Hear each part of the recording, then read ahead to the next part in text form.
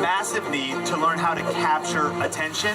See, attention is a resource and people only have so much of it. It's literally a war for attention. It is so important that we develop the skill of capturing attention. And so how can I get people to stop the scroll? The creator who understands the viewer best wins. So I have 3 tips for you that have helped us continue to get attention. Welcome back to the Think Media Podcast. Sean Cannell here. And in this episode, we're going to be talking about how to get attention in a crowded online marketplace. The truth is, it's still possible to grow. It's still possible to get noticed. And it's still possible even to start from scratch, but not if you lack the skill of grabbing people's attention. Now, the content you're about to listen to was actually recorded at our event called growwithvideolive.com. And I'm going to tell you a little bit more about that later, but let's dive into this content. Get ready, because you're really going to get some value, and let's dive into it. We're going to be talking about attention. These 3 video secrets will help you stand out and make more money. Does that sound good? Awesome. So here's a question for you, kind of rhetorically. How many advertisements do you think that you're exposed to a day right now, personally? 200, 5,000, 300. Well, back in 1970, it was reported that the average person saw 500 to 1,600 ads per day. 1970, okay? And there was no online marketing, so at this time, billboards, newspapers, TV promoting the latest products. Fast forward to 2007, and a market research firm discovered that people saw up to 5,000 ads per day. That was 2007. Remember the good news, bad news thing? Like, we're about to go. Now it's 2022, and it's estimated that the average person is estimated to encounter between 6,000 to 10,000 ads in one day. Can you say wow? Wow. Say it backwards. Wow. Flip it upside down. Call your mom. She hasn't heard from you. Just a side tip. Okay. So the point is, there is a massive need to learn how to capture attention, and attention has never been more scarce. In fact, Eric Schmidt said this: every 2 days, we create as much information right now as we did up to 2003. But here's the bad news. He said that in 2010. That's 12 years ago. It's way worse than that right now. Way worse. In fact, here's the actual data. He said that quote, and that much data was that little blue line you see on the screens.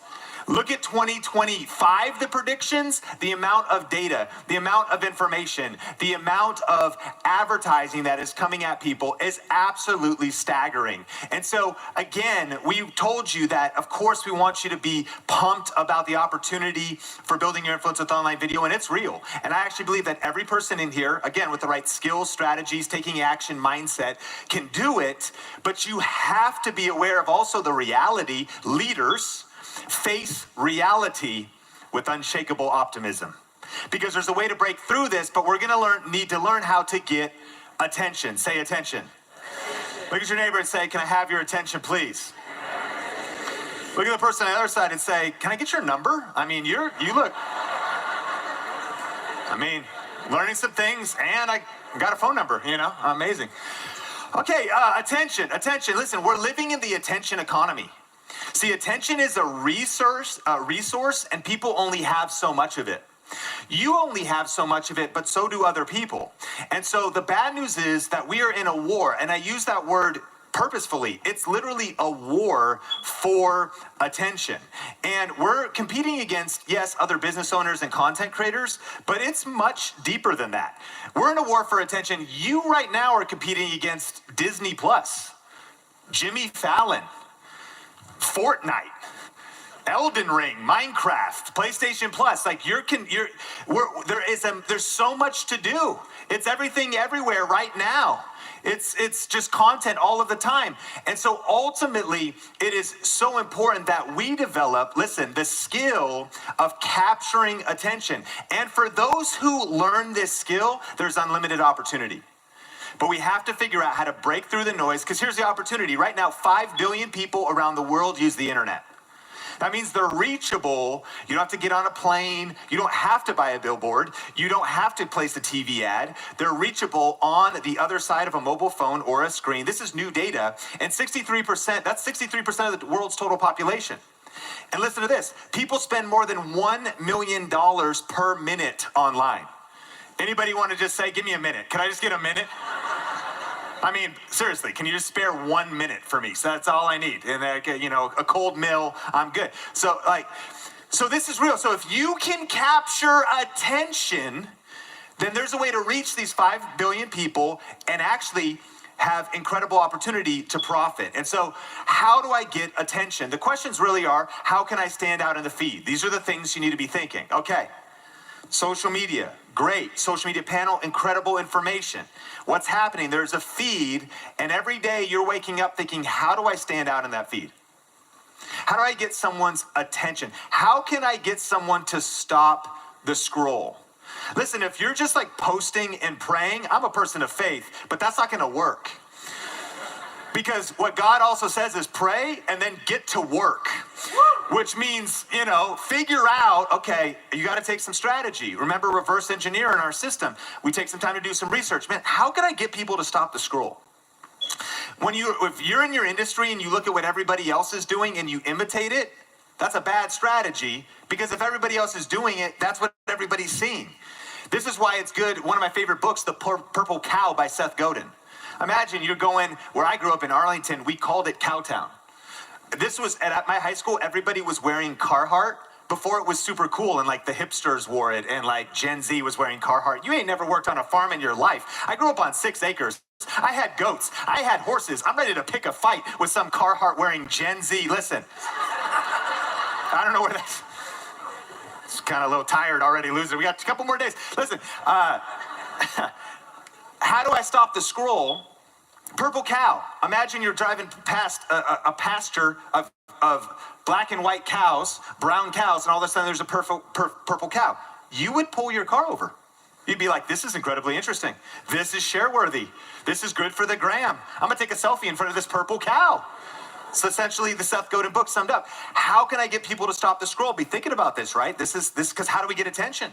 Because when you get it, on the other side is the influence, is the business growth, is the money. How do I structure my content to capture and hold the viewer's attention? So I have 3 tips for you that have helped us continue to innovate and evolve at Think Media and to continue to get attention. And tip number 1 is start with who. Start with who.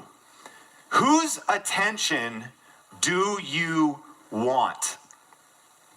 See, when there's 5 billion people on the internet, well, that's a lot of opportunity, so many people to reach.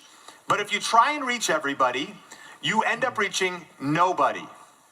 But actually, the more specific you get and the more clear you are on who exactly you're trying to reach, the easier it is to get attention. If you just post and you just think, man, I'm God's gift to the world, man. This real? This is going to bless the world. I'm going to really bless the people with this. And you just post it randomly thinking it's going to reach everybody, it's going to fall on deaf ears, it's going to reach nobody. But if you post a reel and I want to reach millennial single moms interested in entrepreneurship through Etsy, things just got a lot more interesting because of how specific your who has become. You see, the creator who understands the viewer best wins. This is actually a quote from me, which is a weird thing to say, because obviously I just said it. But all I did was I stole it from some business guru, and the sentence is, the business owner who understands their target customer best wins. It's the same thing. That to the degree, and I can't overemphasize this point, to the degree that you understand who you're trying to reach is to the degree that you will start to stand out and get attention. So you got to answer these questions. When you understand the person you're trying to reach, what keeps them up at night? Like, write this down. Like, who are you trying to reach? But like, what are they worried about at night? What are they talking about at the dinner table? This is real. What language do they use? The reason why the competitor that you're looking at, why are they growing, is they might understand the target audience better, the viewer better, the customer better. And so it's resonating, but you're not communicating right because you're not speaking to people's fears or pain points or where that specific target audience is. The creator who understands the viewer best wins. And I like to think about it like this. This is my stepdad, Phil Escalin. And as we were growing up, my stepdad took me fishing a few times. And I need to emphasize the word few times. Like, this is not very many times. And if there's any fishermen in the room, I want to apologize in advance. But he did teach me a lesson, and it was this, that you use different lures for different fish. Right? This is how fishing works. Example, spinner bait. This is where real fishermen, you're gonna like attack me afterwards. Like, you didn't say it right. Okay, listen. These are attractive for hunting fish. So this particular bait is perfect for catching predator fish like pike or bass. Half the room's like, where are we going with this? Is this information we needed? Listen, jigs. Fishing with jigs is an excellent way to catch bass or other types of freshwater fish. Or buzz bait. This is a great jigging. Where am I? Where are my notes? Who cares? Lures are different lures for different fish. So money don't jiggle, I think you get the point. Folds. I like to see you wiggle, wiggle. Okay. So the point remains, right? That ultimately, when you go out to fish, you're not just like, well, I'm going to just grab my pole, throw the hook in the water, hope this works. You pick a specific lure when you have a specific target. Different in freshwater, different in fly fishing, different in saltwater. And so who are you trying to reach? Getting so clear on that is ultimately going to design the content to attract your ideal audience. Imagine being in the room with some of today's top personal brands, video marketing experts, and online entrepreneurs. This year, you will have that chance at growwithvideolive.com. Grow with Video Live is the #1 conference for building your personal brand and growing your business with online video. This year's speakers include Dave Ramsey, Pat Flynn, Shalene Johnson, the Think Media team, and many more. So go to growwithvideolive.com to get your ticket today. Tip number 2, you got to master the art of the hook. You got to master the art of the hook. Now, this is interesting. I actually learned from a study from Microsoft that the average attention span of the goldfish is 9 seconds, okay? And what they discovered in this study, though, is that now people actually lose concentration in our culture today because of smartphones after 8 seconds, highlighting the effects of an increasingly digitized lifestyle on the brain. And so just look at your neighbor and say, you've got the attention span of a goldfish. They already forgot that you said that. Like, they already... It's crazy. Like, it goes so fast. Like, we already forgot the first couple. But no, this is true. So ultimately, we have to be creating content, master the art of the hook, that is grabbing people's attention and is clear if it's right for them or wrong for them within at least 8 seconds. But this study was actually done. Here's more bad news. It was done like 10 years ago. And the digitization on the brain is showing us when you're doing short form video, reels, TikToks, you need to know how to hook viewers' attention in 1 second. Think of your own behavior. I'm scrolling through, not interesting, not interested, not interesting, not interested. Didn't stand out to me. You have like a second to grab people's attention. So ultimately, when it comes to online video, this is why we have to master the art of the hook. And so here are the elements of the hook. And Vanessa touched on this. It's your topic, your title, and your headline. It's ultimately, it depends on the platform, but you can use this everywhere. What are the video topics, knowing who your who is, that would most resonate with my who? Now, by the way, your who is probably you 2 years ago. In fact, your who is probably still you. Like if you geek out about it and you love it and you read about it, what's in your Amazon cart and what are you fascinated with, like that's probably very similar to the person you're gonna help serve. And so when you just are in tune with who you're talking to and you're in tune with the culture around the business topic that you're in, you gotta be talking about the right topics. Listen, there are literally a million different video ideas you could shoot tomorrow. You can talk about more than that. There's literally unlimited ideas. You could make a video about fishing tomorrow. You can make a video about crocheting. You can make a video about taxes. You can make a video, and even within your niche, you can make a video about a recent policy change that happened in the news. So thinking about, here's the question, what topics, right, are on the mind of the person that you want to reach? That comes up with the video idea itself. Then you have to title that in a compelling way, or the headline, which on social media, you have a headline that is what people see on Facebook, or the caption. And then if there's a thumbnail available, like on YouTube, all of these things come together in our fishing analogy to be the lure that makes you stand out in the sea of sameness. And so the question is, what is going to hook my target viewers' attention? You know, we help people with YouTube, and so knowing that if someone's starting YouTube, how to get your first 1,000 subscribers is a very, by the way, now watch, the topic is very specific. It's not just how to get subscribers, it's how to actually get a very specific amount of subscribers. And then we see some thumbnail best practices, eye contact, you see a little bit of brighter contrast, you see the YouTube logo, which is a signal. And so what is the desire for your target person, your who? What is a problem or an ambition that person's trying to reach? I'm helping people with YouTube. This is one of the ambitions they're trying to reach. Specific problem. What is the specific problem that you're going to be covering? Also, what is their skill level? You want some video ideas? You could talk at a beginner level. What's a different level? Medium. What's a different level? Advanced. So if you just go, I'm trying to reach them all, then it might be hard to stand out, especially in a more competitive 2022 world. But what if you became just for advanced people or just for beginners? These are distinctions where you'll really start to capture attention. Where are they on their journey? Are they trying to get 10,000? How about 100,000? There's so many milestones along the way. And then also, is this information new and relevant? Notice in the title, it's how to get 1,000 subscribers on YouTube in 2022, if we put it on the screen again, yeah. And so we see beginners, the year, very specific. If you want to get attention, you have to master the art of the hook. Now here's another example from Heather Torres, and she's one of our Think Media content creators. Haven't Heather's sessions been amazing today?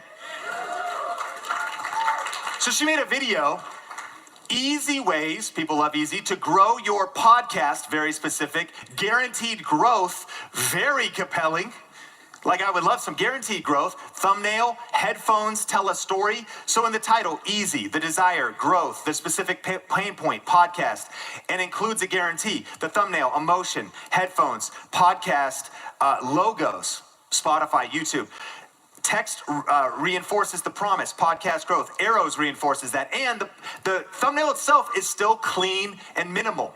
So for mastering the art of the hook, it is the title, it's the topic itself, picking out something specific to help people with how to grow a podcast. We recommend video podcasting and just recording on YouTube as well, and then distributing on the audio platforms.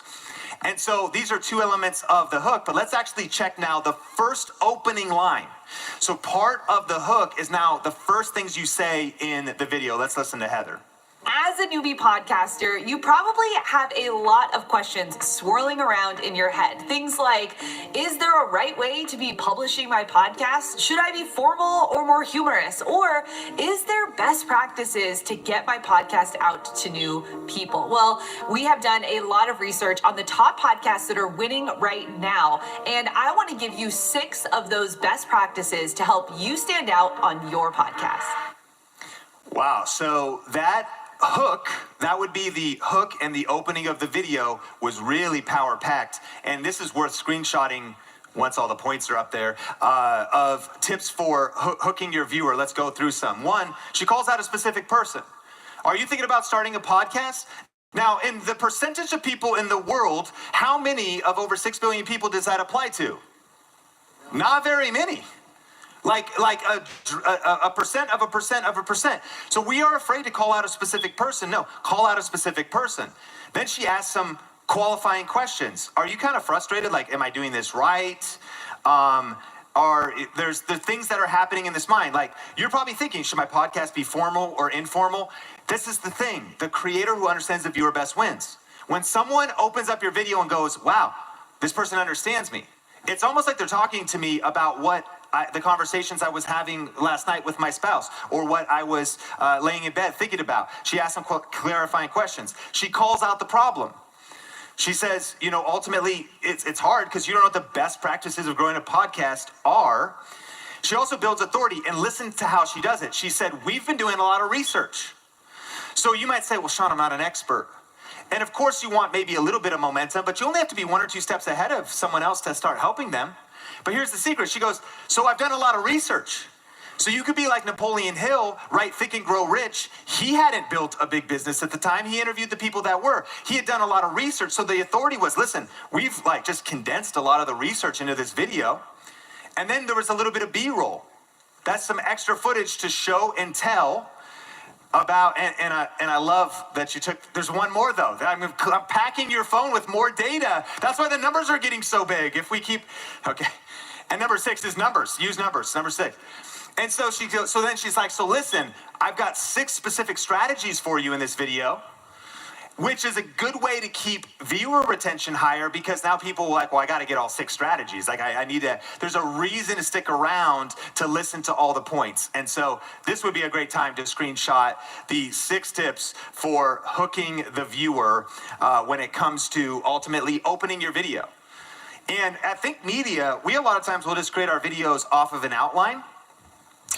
But we a lot of times script our hooks. They're that important. Any fisherman would tell you the lure is that important. You got to get it right. You have to think about, like, who do I want to attract, and have I set it up right? Title, thumbnail, and ultimately your opening. Let's look at one other example here from a vertical video that, remember, I taught earlier today that we're making these vertical videos and posting them on YouTube Shorts, TikTok, and Instagram Reels. And if they're under 30 seconds, Facebook Reels. And LinkedIn's about to make Reels, and I'm sorry, I'm stressed too.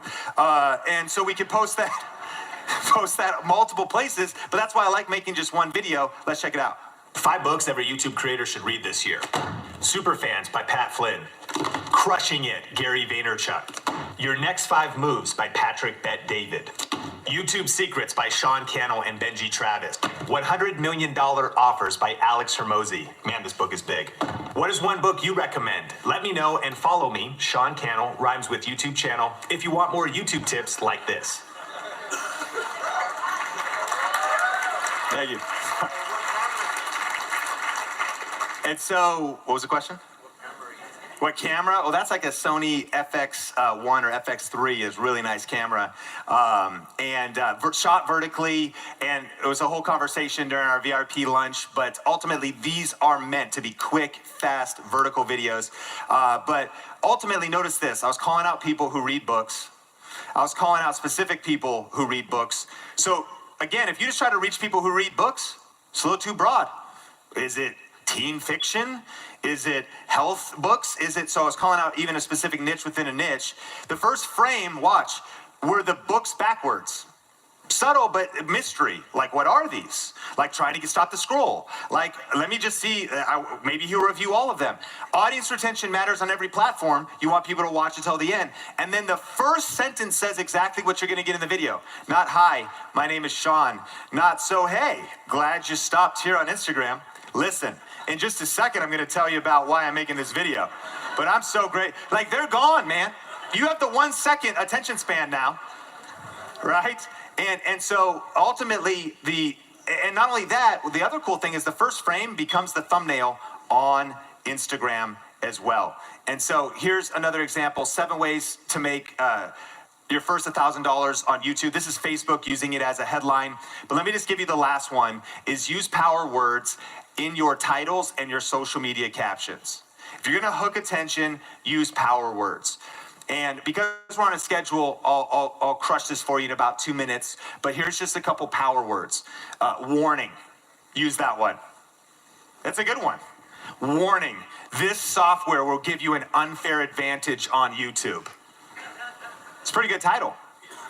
Like, one of the greatest skills you can really begin to study is the art of copywriting, writing persuasive advertising copy, which would be like studying headlines and ultimately stopping and getting attention. Here's a weird strategy I learned from toothpaste. New. This is a great power word. And here's why I learned it, because I was like, wait a minute. Is the toothpaste really new? Like, how much has toothpaste really changed in the last few years? You know? How about in the last 20 years? Like, notice this one, new technology. The audacity of Colgate to just new technology? Like, what are you talking? This is toothpaste. But it's true. Using the word new, there's Pat Flynn, using the word new YouTube growth strategies. And here's a cool way that you might say, well, but what if it's not new? Here's how it can be ethically new. One thing is that you're always looking for, I knew that Pat had a bunch of new things that I hadn't heard, and I interviewed him on my show. So new YouTube growth strategies, when everyone's like, man, everyone's saying the same thing, gets people to stop the scroll. New YouTube strategies for 2022. Another thing you need to be doing is just study some of the latest news in your industry. Just look up Google News, look up some stats. Now you have something new, and then listen to this. Something is always new to somebody else. For the one troll whose name is Minecraft62, and he's 15 on your channel, on your business channel, and I don't know why you care about what he's saying, and he goes, oh, that wasn't new, I knew that. You're not making your content for Minecraft63. You're making your content for someone who's just discovering you for the first time. So it really is actually always new. And we learned it from toothpaste. So is it clickbait? No. Like, ultimately, it's a way to get attention. And all that they did is they're like, we added zinc into the toothpaste. It's new. Did it even need zinc? No, zinc actually doesn't help at all. You know what? But they changed the formula, like 1%, it's new, you know? And so new can be very, very powerful. And so here's a couple power words: easy, best, new, free. These are great ways these are videos that really succeeded and have done well for us using power words, because again, we've got to get attention. A couple of my favorite books, I have a whole collection of books that are kind of like this, but words that sell, phrases that sell. Friends, you are a communicator. You are someone who is ethically persuading individuals towards something good. So you have to begin to get attention, because I know you want to help them. You want to solve problems. Your business solves problems. Your content will serve them. And so knowing how to influence and persuade is super powerful. And so as we land the plane, I just want to introduce you to my mom, Susan Escalin, and just remind you and share with you something I'll never forget that she told me when my heart was broken after Nikki broke up with me in high school for the starting quarterback of the football team. Still in counseling for that, and still recovering, but no, ultimately, so that is a true story, and you can imagine being 16. Do you remember the one that got away? Man, that killed the mood. People are like, yeah, shoot, dog. You know, sorry, I didn't mean to take it there. But here's what she said. There are plenty more fish in the sea. There are plenty more fish in the sea. Here's the good news. There are 5 billion people on the internet. There's $1 million a minute being created online. So there's plenty of new customers, friends. There's plenty of viewers for your videos, but you have to commit to the art of getting attention. You have to commit to the art of learning these skills, because you will be able to stand out, because guess what? 99% of people are not going to put in the work like you. 99% of people didn't invest in this online conference or get in this room. You being here is equipping you, but as you learn these things and apply them and take action, it'll work. It will help you stand out in the sea of sameness. And so start with who, master the art of the hook, use your power words in your titles and social media captions, and and you will get more attention, and it'll help you build your influence and income. So we've been learning all about how to capture attention online, but the learning doesn't stop here. I want to make sure you're subscribed to the Think Media podcast for future episodes. And if you enjoy episodes like this, make sure to like, rate, review, and maybe share this with somebody that would get value from it. If you haven't got your ticket for growwithvideolive.com yet, grab your ticket, and I can't wait to connect with you in a future episode. My name is Sean Cannell, your guide to building a profitable YouTube channel. This is the Think Media podcast, and we will talk soon.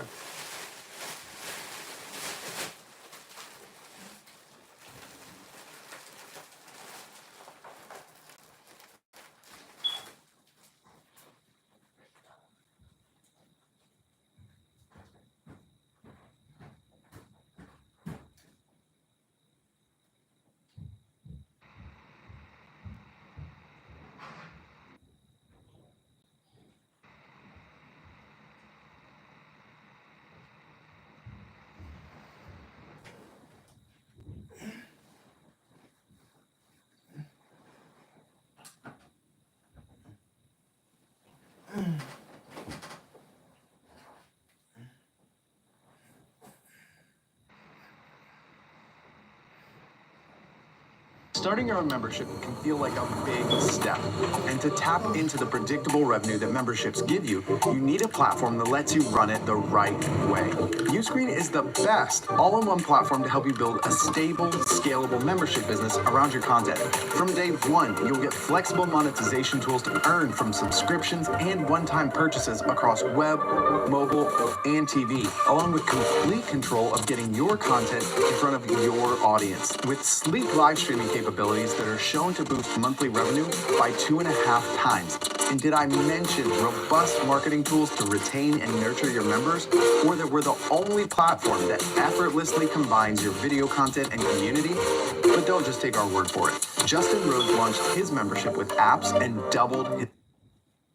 We'll be breaking down how small creators can land big brand deals, and creators of any size. It's so important when you are first engaging with a brand to ask them this question. And I'm curious, you've generated over $5 million in brand partnerships. What's the number one misconception costing creators money right now? Your pitch has to be relevant to a campaign that the brand is either currently running or has run in the past. You can tie your pitch back to organic content that you've already posted that illustrates that your audience has an affinity for their brand or their product. In my experience, actually, the more niche you are, the more opportunities there are. These brands, these potential sponsors don't have a lot of places to spend this cash. Like, nobody else is doing that. Like, this is why people should subscribe to the Think Media podcast. If you want to tap into some of the best frameworks that'll help you negotiate, help you raise your rates, help you get started if you have a smaller or new channel, or if you are a larger creator, help you earn more. We're also going to be talking about the counterintuitive pricing strategy that landed a 6-figure brand deal, a single email template that landed deals with Fortune 500 brands, and how small creators can get paid more than influencers with bigger audiences. So stick around until the end for that. Today's guest is Justin Moore, who is a sponsorship coach and the founder of Creator Wizard. He's also the author of the brand new book, Sponsor Magnet, and he is a loved guest of the Think Media podcast, and he's back for today's episode. Justin, welcome to the show. Dude, beloved guest. That's a title. I'm going to claim that title. I love that one. Glad to be back, Sean. What's going on, man? Well, let's go 0 to 100 real quick. And I'm curious, you've generated over $5 million in brand partnerships. What's the number one misconception costing creators money right now? I think the biggest thing is thinking that the only way in which you can get deals is if you have a certain number of YouTube subscribers or a certain size of your audience. If my wife and I started our first YouTube channel in 2009,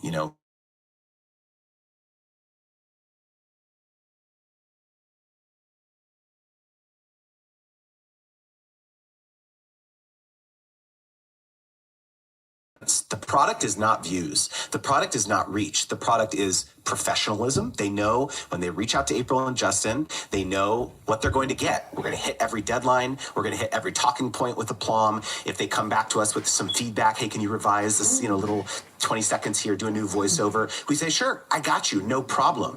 And so of all of the deals that we do, a huge percentage of them are these recurring relationships that we've developed with brands and agencies over many years. And so if there's one big takeaway that you take from this conversation, it's that there's all these other intangible assets that you can hone and develop as a creator that can help you make more money on deals. Man, that's inspiring. And that means that there is an opportunity for all of us. Before I ask this next question, some creators are listening, and I'd love for them to know about this idea of nano, micro, and macro influencers and what's possible for channels that are smaller. So let me answer that question with a real story from one of my coaching clients. Her name is Dr. Alex. Okay, so she has a business called Digital Pathology Place. So she's a veterinarian, a physician, and she talks all about this really kind of very hyper-specific topic of pathology, digital pathology.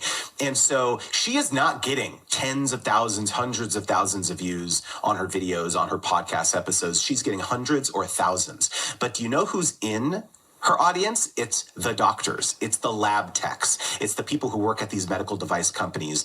And she is absolutely crushing it with brand sponsorships because, these companies who are manufacturing the equipment that these people need, where do they market? It's really difficult to find out places to deploy their marketing capital. And so, when you think about kind of these hyper-specific creators, niche, and, in these very specific industries that may not seem like, I don't know, is there any brands that would want to collaborate with me? In my experience, actually, the more niche you are, the more opportunities there are because these brands, these potential sponsors don't have a lot of places to spend this cash. That's like one of the quotes of the year. The more niche you are, the more opportunities there are.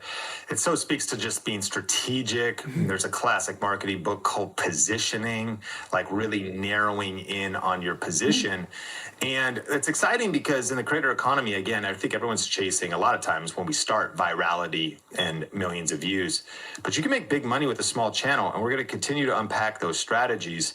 But can you actually walk us through the specific pricing strategy that helped Paul Jamison land his 6-figure sponsorship? Okay, I love it. So Paul Jamison is the host of a podcast called The Green Industry Podcast. So he's on YouTube, he's on social media as well. But what he does, you're going to love this, Sean. He teaches lawn care professionals how to grow their business. That's his business. And he's doing 150,000 downloads a month on his podcast, right? And he is locking in these huge deals with the likes of Lowe's and John Deere and a lot of these mower companies, equipment companies, because again, if they want to sell these products, where can they turn? They can advertise in the, prehistoric trade magazines. They can try and run, targeted ads maybe on Facebook. That's kind of hard. But you know what they would love to do is they'd love to be able to align themselves with the largest voice in their industry who is speaking to those professionals who are buying that equipment. And that person is Paul. One thing that I think a lot of people, when they think about a brand deal or they think about a sponsorship, they think about, I'm going to talk about this brand for 60 to 90 seconds on my YouTube video, like an integration, right? One of the most recent deals that Paul inked with John Deere, they hired him to do a live podcasting session in their booth at the largest trade show in their industry. It's called Equip. It was back in October, and they basically said, he's the largest name, and they said, hey, we want you in our booth for the entire 3 days. So what he did, he had all of his friends come through and record episodes. He had all the people on the marketing team record episodes from John Deere. And so does that sound like a typical sponsorship? Not really, right? And so I hope that this is kind of stretching everyone's imaginations of what can actually be possible if you develop an expertise in a very specific thing. Now, I'm also curious, that's pretty inspiring, and it speaks to just the evolution of the creator economy and things being so much different than we may have think they look. We just think it's maybe one video, one payment, and that's what it is. When you also talk about 6-figure sponsorships, do you encourage people to pursue longer term deals, whatever details you can share of that 6-figure sponsorship, of how it might have been structured that could be different than how we would assume? Yeah, so of course, like I want to respect Paul's privacy, and so he, I can't talk the exact specifics of like what the deal dynamics are, but rest assured, like he's doing all sorts of types of deals. I would say some that are recurring, some that are these one-off kind of very large, Tell me the large types. chunks. Let's like put Paul aside. Like if there's types, long, short, Let's actually split hairs real quickly here, because the recurring sponsorships are the dream for anyone, regardless of what the cadence is, right? Just something more than just like a one-off thing. The challenge with trying to pitch a brand that you've never worked with on a recurring deal is that they have been burned a lot by creators in the past, where a creator has promised the world to them and failed to deliver. They weren't professional. They didn't turn things in on time. The work quality was substandard. And so they're very nervous. But before they have any sort of experience working with you, it's going to be pretty hard to convince a sponsor to sign on to a 12-month deal with you. And so my sincere advice is, in the beginning, just blow their absolute socks off on this first deal. And then that's when you can broach this topic of like a longer-term engagement. And so once you do illustrate that you're awesome and you had great results from that first partnership, one of the things I talk about is the importance of putting together what's called a post-campaign report, where you actually are not just sending screenshots to them when they're asking, you're saying, hey, not only am I going to share you the quantitative performance of this campaign, but I'm going to share you some qualitative insights that I had. Hey, I actually had people DMing me or responding to my email blast that I made about this partnership, and they said XYZ. I actually, and maybe it was maybe a neutral or a negative comment. It wasn't like, oh, I love the brand. It was like, this brand sucks, and here's the reason why it sucks. And you say, hey, I got like 5 comments like that. I actually think we should lean into that in another integration together, where we lean into this objection that people are having about your product, and allowing you to say, hey, we actually reformulated the product 6 months ago. Like maybe people don't know that. Let's talk about that in the next version. And so a lot of it comes down to actually cycling feedback from your audience back to the brand, so you can have some insights what to target for some additional engagements. Every day you want to start your YouTube channel is another day of missed opportunities and untapped potential. Here's the truth. YouTube reaches more 18 to 49-year-olds than all the cable networks combined. The opportunity is massive, and the Think Media team and I want to help you seize it. I'm excited to announce our YouTube 1K Challenge, a free 5-day event that will give you the exact blueprint to start and grow your YouTube channel in 2025. Whether you're an entrepreneur, business owner, or somebody ready to grow their personal brand, this challenge is your roadmap to success. To register, just go to tube1kchallenge.com. We're going to be doing one training session a day for 5 days, and you're going to learn how to get your first 1,000 subscribers and start earning real income. Insider strategies that make viewers want to click on your videos and keep watching. Multiple different ways to earn money from your YouTube channel, even if you have a small audience, and how to build an authentic personal brand that truly connects with people. But it gets even better. We are giving away prizes every single day of the challenge. You could win professional microphones, lighting kits, and premium content creation software. And during this challenge, you're getting access to the exact training that we offer in our $4,000 coaching program, but you're getting it completely for free, and you can start with just your smartphone. So if you're ready to turn 2025 into your YouTube breakthrough year, go to tube1kchallenge.com to register. That's tube1kchallenge.com, or click the link in the show notes or YouTube description to register for our upcoming challenge. Recurring sponsorships are the dream, but chances are going, from not knowing the brand or working with them to a recurring, you don't even know if you want to do it necessarily. So that's probably not step one. And in a new year, being aware that brands have been burned. So also be thinking about, okay, one of the goals maybe is let's lock in something that can essentially be a chance to date each other before we get married for a year or 6 months, and blow their socks off, do a post-campaign report, and then keep the conversation going. Am I hearing you correctly? 100%, because again, especially when you give them that post-campaign report that no other creator is doing, they're going to say, wow, this person is actually invested in the outcome of what we're trying to accomplish as a brand. They're not just in it for the money. They also, dude, you know why people don't do this, Sean? You know why people don't come back to the brand with this type of data? Is they are terrified of asking the brand, hey, how did it go? because they're worried that the brand said, hey, thanks for asking. It was awful. You suck. We hate you. Never talk to us again. That's what they're worried. I get it. That's what, oh, you didn't drive any sales. Like, don't, how dare you? We want our money back. This type of thing. In all reality, a brand will almost never say that to you. First of all, if they say, hey, it went awesome, now is your ticket to say, okay, great, let's do another campaign together, right? But if they say, well, it just went okay. We were hoping it drove more views or more sales or whatever, that's your chance to lean into it, right? Nelson Mandela has this famous quote. He said, I never lose. I either win or learn. And this is the mindset that you need to take into asking these questions to these brands, that you're never going to lose. You're going to learn something, and maybe it'll actually lead to you improving the way in which you actually fulfill these sponsorships. Brands, I'm curious your take on this. Some of the things they still do often is they do things like trade shows, and they sponsor events, and they set up a booth. And sometimes, because this has happened for us a lot, and sometimes I'm surprised by their expectations. If we do a physical event, they might be willing to pay $5, $10, $15, $20, $25, $30,000. And they fly their team out, and they pay for their team's meals, and they pay for their team's hotels, and they do all this stuff. I'm like, this is a pretty big investment. And they'll sometimes do this for an event that is 500 people or less, 300 people or less. And I am invested in brands, what winning looks like for them as I've grown in my career. And I found that sometimes their expectations, just trying to affirm what you're saying, are lower than I would think. It's sometimes I don't directly, they're probably not going to make 40 grand necessarily. Maybe they're looking at LTV, they're looking at brand awareness, but sometimes it's what are they also in it for? They want photos at the booth. They want the association with your brand, the long-term awareness. They have a marketing budget to spend, an event budget to spend. So I guess I'm just trying to say that if they said it went okay, you could tell me maybe deeper insights on this.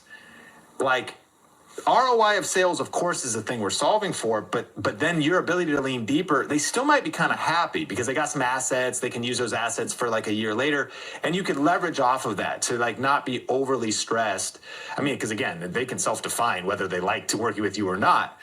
But lean into it. I just am affirming, if you lean into it, it's well, let's keep working. And what else could we do for you, or what else would make it? And the definition of their win could be broader than how many views the video got, or what their win could look like next time if you stay creative. Any thoughts on that observation? Dude, not only is that observation so sound, but I've actually codified this, which is into something that I call the ARC framework. So there's 3 goals that every brand will have when they want to collaborate with you. ARC. That first is awareness, where they are, have a new campaign for a new product that they're launching. Maybe they were only available in the UK, now they're coming to the US, or maybe they're running a seasonal promotion. That is an awareness-focused campaign. The R in ARC is repurposing. So what you just mentioned, maybe a big goal of theirs is, we don't have a lot of great content that we can post on our platforms, on our social media, or run for paid advertising. Man, we would love to get, photos, videos from Grow with Video Live and be able to repurpose that and show our brand as advocates of the community. That's huge for us. We would love that. And then the C in ARC is conversion. So it's that last thing you said about, we want to drive sales. We want to drive leads. We want to drive trial signups to our software. And so it's so important when you are first engaging with a brand to ask them this question. What would success look like to you? What is your goal? Because what you pitch actually has to change based on that. Not only what your pitch has to change, but what you charge has to change. Man, that's great. I want to lean into the repurposing one right now, just to kind of go a little bit deeper. How should we think about charging and protecting ourselves? I think it's one of the last things creators think about is usage rights and perpetuity usage rights. So if we're an early creator, sometimes we might think, man, the brand's going to give us $100, $500, $1,000 in free product. And it's really cool. And that's happening all over the creator economy for all kinds of small channels. And in that, we are happy with the deal because, we're agreeing to it. It's a nice upstart. But in the contract, it says we can use your likeness in this content in perpetuity for 10 generations. You know what I mean? Forever, literally. 1,000 years from now, we're going to still be able to use this. Now, what's also interesting is there's even some public celebrities that have like their rights were, given away when they were doing advertising 10 years ago. Then they're a famous movie star now, and that company's still leveraging it, and sometimes they can't even do anything about it. So it's Dude, kind of like Simu Liu. Do you remember the stock photos that Simu Liu did before he was a celebrity? And they own the rights to that forever. Now he's a famous movie star. Isn't he in one of the Marvel movies? Yeah, he was. Yeah, exactly. So Simu Liu is in one of the Marvel movies, super famous now, but yet that original stock photos he did, he signed away rights. Mm-hmm. I think I want listeners to see, you never know who you're going to become. You never know, and regardless, it's your likeness anyways. But like, you never know how big you'll become. You'll never know what your usage and rights will be like. And then, if anything, I think there's also something about like, I think it'd be very reasonable to give somebody a year, 2, even 3, because in some cases, what we're talking about is you don't know how long your career is going to be. So you don't know that like you're probably not going to be in Marvel movies in 1 or 2 years, but you might be in 5 to 10, like the places you could be. And so even if a brand's like, we for sure need to use this, you're like, well, 24 months might be a great cap. So it's literally not, perpetuity is so insane. And literally forever is crazy. So thoughts on this, how you would price different, things that you would look for in contracts, just red flags. So you maybe, or just things like easy, like I get you want to use this and you want to run ads on it. That's part of why you're paying me. Even for maybe UGC too. Like even if you're just going to use me on your website, but do you think capping it at 1-2 years and or asking for just a higher price? And a lot of creators listening to this are afraid to make these pushbacks because it's like, man, I don't want to mess up the deal. Right. So 100%, you should be capping the duration of the usage rights for sure, because not only, as you said, could things change a lot in a relatively short time frame, but in reality, the likelihood that a brand is really going to use this asset of yours forever is super low. So being able to educate them, they may just saying, oh, well, this is standard. We get perpetual usage rights for everyone. They try to pull this card on you, and you say, okay, well, I understand that. I respect that. In all likelihood, this is a seasonal campaign that I'm going to be talking about doing this UGC for you. The likelihood of, you needing this in 5 years is going to be very unlikely. So, capping it at a year is probably, you're going to get a lot of utility out of this for the next year. And so that should be sufficient.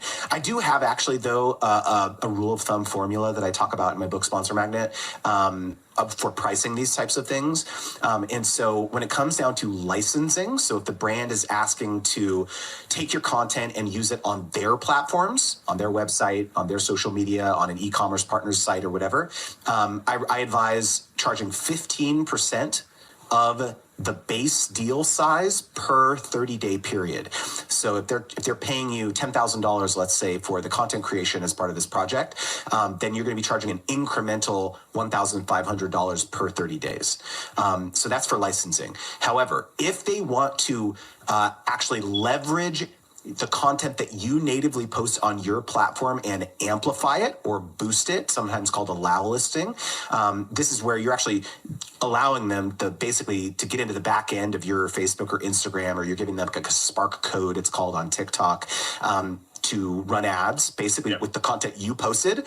That's more like 25% of the base deal size. So that would be an incremental $2,500 in that example a month. And so what you'll quickly see actually is that, let's say that they wanted rights for 6 months.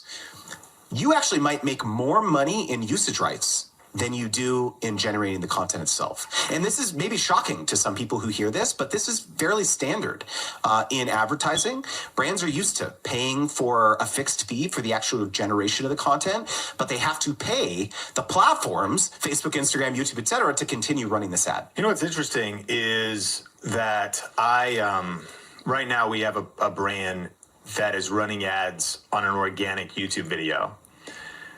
But you're kind of shifting my thinking, because I was like, well, we actually make a little bit of ad revenue off of that. And it's actually still to our affiliate links. Maybe, tell me if you would, in my case, if it'd be different. I was like, sounds like a win-win. Like, you're going to drive views on that video up. I will get 50% of those dollars in the YouTube Partner Program ad revenue, and YouTube will get the other 50%. They're just probably organic. They're clearly organically wanting to push awareness of their product harder than the organic reach of my video. And then as a result, though, the call to action in the video is to the description. So it is. Attribution for affiliate sales is sometimes tough for me generally, but nevertheless, I guarantee it'll drive. We already know we can attribute some, and we'll attribute more because they're purely putting more paid ads behind that video. It's fascinating to me, though, that you would say that'd be an additional 25% just to allow them to do that. So based on my logic, would you still say that's the same thing? You absolutely should be charging them for the privilege to run ads to your organic content, 100%. And in fact, this should not be an either or. This should be something you negotiate into the deal and say, hey, in addition to running ads on this YouTube video, which is great, awesome, great for everyone, you should be running ads on you should be running ads on your platforms with this content. Here's the file. Here's a 30-second cut down of it. Here, go run ads on Facebook and Instagram. Go buck wild, embedding this on your website, on e-commerce, whatever, because you never know what's going to perform the best. This is the beauty / curse of advertising, is that you never really know what's going to be the most efficient ad spend, what cut of that asset. I could share a quick story here. When I ran an influencer marketing agency for about 7 years, a very large phone carrier hired our company to hire a bunch of creators, create some content, but the primary reason that they wanted to run this campaign was to get the assets to run for ads. And so we got, 10 to 15 different videos and assets from these creators. And there was this one video in particular that was super high quality. It was like super polished, professional, beautiful B-roll. And I was like, man, this video is going to crush as an ad. Like, this is so beautiful. And then we had a smattering of other types of creators. But then there was this one video that was awful, dude. It looked like it was shot on a potato. It was like on a Nokia brick phone. It was so low quality. It was super low res. It just was like terrible. And guess which one performed better as an ad? The baked potato. The baked potato, bro. You never know what is going to perform best as an ad. And so it's part of this is educating the brand of it. It's important to test different things to see which performs the best. Man, that's very insightful and some very practical tips in regards to especially licensing. It's like a lot of people forget about that. Ask the brands what they want, use the ARC formula. Awareness, repurposing, and conversion could be their goals, getting clear on their goals. You've also helped creators land deals with major brands. Can you share the email template that's worked best when working with Fortune 500 companies? Obviously, it's going to be verbal, whether people watch the video, podcast, or audio, but kind of maybe what is that outline of that, or what's the power of this, the subject line, things like that? All right. So I teach a pitching method called the ROPE method. I talk about it in my book, Sponsor Magnet, and basically it's ROPE. So R stands for your pitch has to be relevant to a campaign that the brand is either currently running or has run in the past. O stands for organic, meaning that you can tie your pitch back to organic content that you've already posted that illustrates that your audience has an affinity for their brand or their product. P stands for proof, so you can illustrate how you've helped other brands achieve results. And E stands for easy to execute, when the brand says, yeah, this is interesting. What did you have in mind? And so the form that this takes, so actually, should we do a real life teaching example here? This might actually make it really tangible for people. Yeah, Give me a brand, Sean, that you say, oh, this is a dream brand for Think Media. I would love to collaborate. We've done it before, but let's just say we want to re-engage with Canon cameras. In this year. And we've done some stuff over the past, but their staff changes. Okay. They've got a US, but they're such a global company that sometimes and so sometimes too, we don't know what their priorities are, or what I think their priorities are as far as new cameras or whatever. So that's kind of an update. So re-engaging with them in our case would be fun. Okay. All right. So what I am doing in the background while you were talking about this is I pulled up Canon's Instagram. So I'm looking at Canon USA. Okay. Actually, you know what? I'm going to share my screen here. How about that? Is that fun? I'm going to share my screen if here. You're listening on audio, this might be one you would come, visit the YouTube channel, check out the screen share, or just listen along and we'll narrate, assuming people are also hearing audio only. Okay. All right. So we're here on Canon USA's Instagram. And what I'm doing, so first of all, if you're a YouTuber listening to this and you're thinking, I'm not on Instagram, I hate Instagram, I don't like social media. Look, Instagram is a research tool. Okay. Brands are basically telling you what is important to them. They're posting about the campaigns and the things that are important to them. So you know what I'm going to do? Time of recording, we're recording this in January of 2025. But you know what? If we want to pitch Canon, we're not going to pitch a New Year resolution. You always want to become a photographer, get your gear. That's a campaign that was fully baked 6 months ago, Sean. We want to be pitching to Canon. We want to be pitching spring, summer. We want to know what were they doing last spring or summer, because in all likelihood, they're going to run similar campaigns to that. So what I'm doing is I'm scrolling back, scrolling. I'm looking, okay, what were they talking about last year, right? So of course they're talking about all sorts of cameras that are releasing. Okay, what is this? Harmony at work. Okay, Harmony. Here we go. Harmony. There's a URL here, Harmony for every you. I'm just going to open that because I don't know what that is, but I'm curious. I want to find out. I'm scrolling. Let's see, who's this guy? Canon Explorer of Light. So here's a hashtag that we could go down a rabbit hole and see what that's about. Let's see here, fantasy photography. I'm also looking, okay, Canon Explorer. We are proud to welcome a new class of storytellers to the Canon Explorer of Light program. Okay, so this was in May of 2024. So this looks like they probably identified a group of, I don't know, based on this video I'm watching, maybe 6 or 7 people who are they're inducting, and I don't know, some sort of incubator, maybe accelerator to help them level up their skills potentially. And so, you know what your pitch is to them, Sean?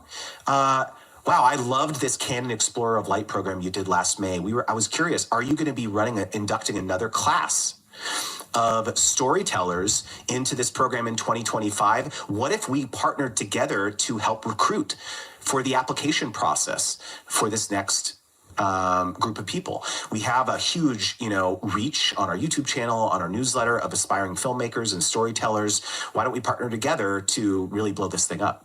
That's the pitch. Man, it's so genius, because then it's also you've ultimately shown you've done your research. They can tell that you care. The answer could be as simple as, no, we're not going to do that again. But you've built, nobody else is doing that. This is why people should subscribe to the Think Media podcast, because at this moment in the show, the kind of gems you get, you want to be doing what nobody else is doing, thinking how nobody else is thinking. And it's such a better foot in the door.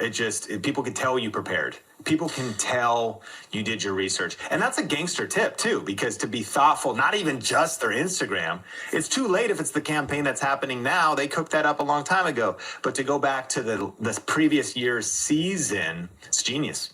Dude, Pure gold. So I love what you brought up, which is they may not be into this. They may not be doing that program again, but that's not the point. You gave them something tangible that they could react to. They could say, hey, we love your initiative here. So going back to the template, right, of what you say, it's the R is the relevancy, right? It's the subject line of this email is #Canon Explorer of Light in 2025, ? That's the subject line. They're going to open that email. They're not going to open 1 million plus subscriber YouTube channel collaboration ? Right? Where it's I have this many followers, I have this many subscribers. Delete, ghost. They don't know who you are. They don't care. What's in it for them, right? The first line is what we just talked about. It's about this program. And then the O, the organic part of this pitch, is that you're going to link to some sort of similar contest, giveaway, recruitment thing that you guys have done in the past to try to recruit people. And by the way, if you haven't done something like that in the past, Sean, people listening might be like, well, I've never done something like that before that's relevant to this campaign.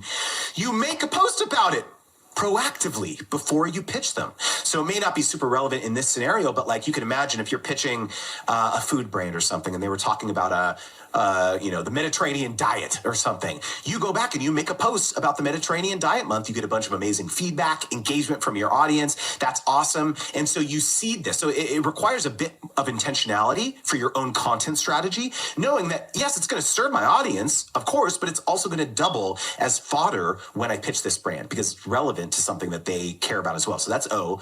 P is proof. So this is you saying, hey, happy to share some insights of how I've helped Sony, achieved results XYZ in this other campaign. And then the E, easy to execute. This is really important. You're telling them exactly what you're going to do for them. You say, hey, for this Canon Explorer of Light thing, we could do 3 integrated YouTube videos. We can do 2 dedicated email blasts trying to recruit people to apply for your, this new program. We can turn this around within 10 days. Are you free on Thursday at 10 a.m. to talk about this? So you're telling them exactly what you would do. It's such a good template, and so much more detailed than hey, do y'all work with creators? Yeah. And I know too, man, it's people reach out to us at Think Media, even maybe they want to, hey, I would love to work for you for free, for a while, or learn something, not realizing that number one, I don't want to sound entitled here, but that's actually more of a burden than it would be a blessing, because I don't know what you would do. I have to think about that. I have to take the energy to onboard you. The reverse could be, hey, I will edit vertical videos for you for free. All I need is a Dropbox of raw footage, or if you're cool, if I do it on the YouTube channel, would you consider reviewing them? And even better, here they are. And then it's maybe sweet, that would, it's doing the heavy lift. And so the fact that relevant to a campaign, you look that up from their Instagram or social media or website, you look it up a previous year, the audience has an affinity. To me, that's sequencing. You said it takes more preparation, but this just shows you, man, how bad do you want it, Think Media Podcast? Are you willing, if it's okay, I would love to work with barbecue brands, and I could do electric grills, gas grills, pellet stoves, grills. So I already have a grill, and I don't have a video yet, so I'm going to make one, do it awesome, even link to it as an affiliate to any brand, the brand that you have, which could then show proof, and maybe you don't need that much proof. Amazon will show you, if you make a great YouTube video, rank it, get some views on it, get it popping in the algorithm, generate 5, 10, 15, 20 sales over 30 to 60 days, screenshot your Amazon. One of the reasons we actually got a brand deal that was from a super large brand was almost I don't know why they said yes. Mainly here's the key. They did not care about performance. We just showed them how results we'd already gotten in affiliates. And I don't know what they were thinking. Obviously, the performance still was part of it, but it was they were oh, you've already, it was they owed us. They were you've already sold plenty of cameras for us. We will just do a deal with you. And so, but that was because of doing affiliate marketing first. So I love this idea. It's kind of having the proof is also kind of having a portfolio, organic content. Your audience already loves the grill content or the skincare or whatever it is, but doing the heavy lifting on the easy to execute, this is a great video. So if I was to think about Canon, I went to their website and I'm thinking about the cameras I already love, which may not be what they want to promote. That's what I've learned, is that sometimes they're thinking entirely different than what I want to promote. However, because I do know our audience, so the E50 or the R10, there's a couple creator kits on those, and the R10 is just $200 off on their website, and it's all in one box for creators with the microphone and whatever else. And it's also got 42 reviews. I'm just looking at, so I'm that's a good fit for Think Media. Now they may, I'd say, or something else, but it would still show we've done the heavy lift. This is the exact video that would be inspired. We think it'd do this video over here. And it also might tie into this summer campaign you did last year, because people were thinking about traveling, vlogging during the summer, whatever else. Cool. And so you just done the heavy lift. Plus we could email, plus we could post on social. And then would you also put price, and would you say meet? If you want to discuss this, let's meet. Absolutely. You got to get them on a phone call, because again, what you propose is likely in all likelihood not going to be what they want to move forward with. They're not going to be okay, where do I sign? It's going to be more a conversation hey, I loved these pieces of the idea, but we want this a little bit differently over here. And so it has to turn into a conversation, because you can't price yourself in a vacuum. You have to know, again, what their goals are, what are their objectives are. This is part of probably a whole other conversation about pricing. But real quickly, I wanted to bookend this topic around the pitch. And help help everyone listening and watching understand that it's not just this doesn't just work for social media. This doesn't just work for, collaborating on, YouTube and Instagram and podcasts and stuff like that. This is a universal pitching framework that works regardless of where your influence is. Heck, I am, launching my very first in-person event in March in San Antonio, and I am currently pitching brands to sponsor the event, right? So, events are like getting sponsors to events is like a big way in which conference organizers and event organizers are able to make those things profitable, or at least not lose a bunch of money. And so you have to apply the same principle to your pitches when it comes to events. A lot of people think like, oh, here's the gold, silver, platinum package for, pick one to sponsor our event. No, it's all about how do you convince the sponsor that you're going to help them accomplish their business objectives by showing up and sponsoring your event. So you lead with, hey, it seems like this thing is really important to you in Q1 or Q2. Here's how we can integrate that into the event so that you can move the needle on that, like, KPI or that key performance indicator that you have for a company. So this is a universal piece of advice, regardless of like where you built your influence. Man, it's powerful advice. Now, I do want to touch on, I think, another framework that we could go a little deeper on, the do rule, in a second. You've already shared the ARC framework and the rope method with us. And then a few other questions towards the end of the episode. But I want to ask, you've helped smaller creators outperform big accounts.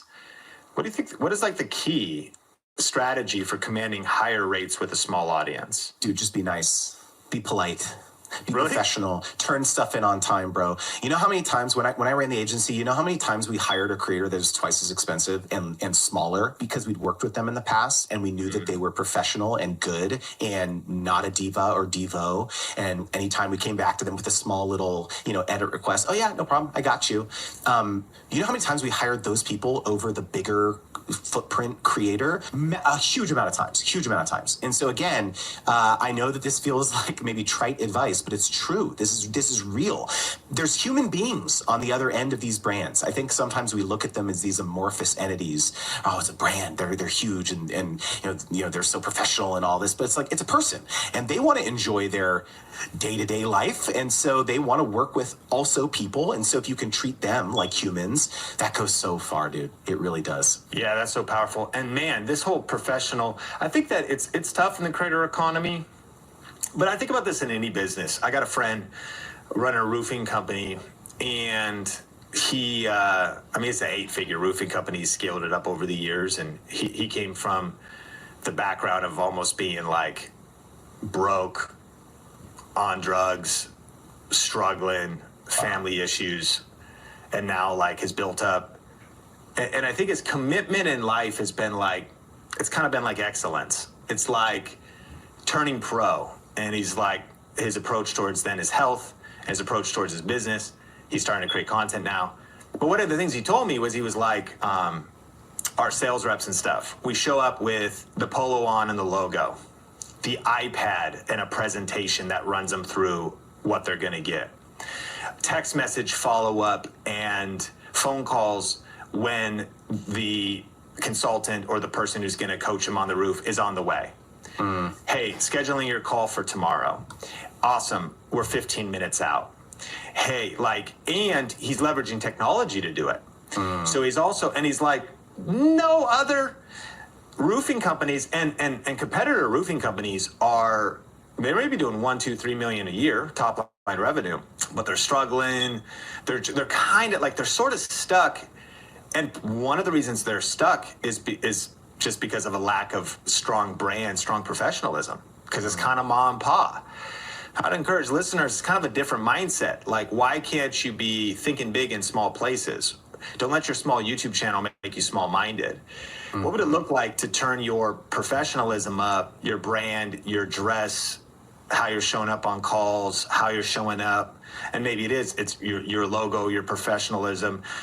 Listen, we're all about punch fear in the face, press record, start with what you have, get 1% better with every upload. But the pursuit of mastery and the pursuit of excellence is a lifelong pursuit.